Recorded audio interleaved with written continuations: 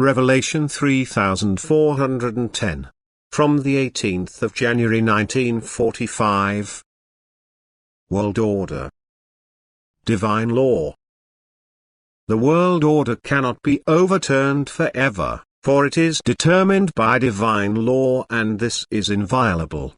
No spiritual power has any influence on it, and only the spiritual beings associated with God are permitted to implement this law, which therefore now also corresponds to divine will.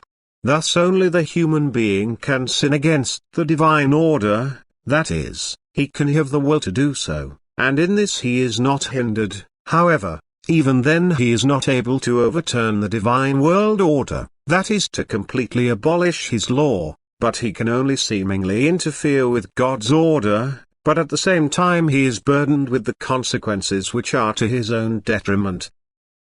Because man has free will, he is given the opportunity to transgress even against the will of God, yet he will not thereby cause his law of eternity to waver, which he believes he can do, otherwise he would not make the attempt.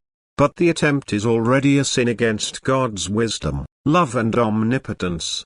For the attempt proves a will directed against God.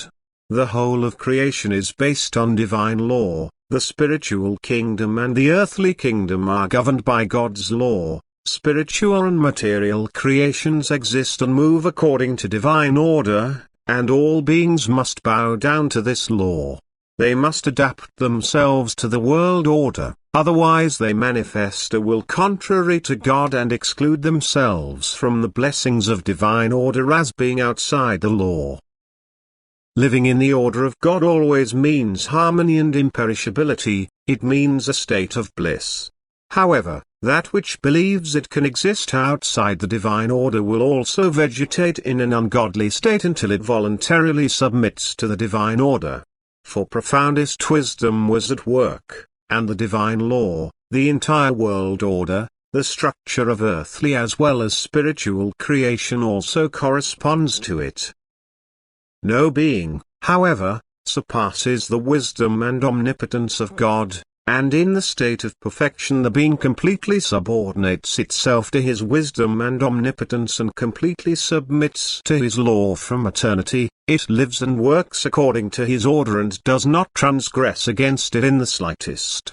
The being, however, which recognizes neither his wisdom nor his love and omnipotence, certainly makes an attempt to violate the divine order, but it only puts itself out of order, never God's law, yet this attempt already brings it spiritual disadvantage and eternal penance until it re-enters the divine order.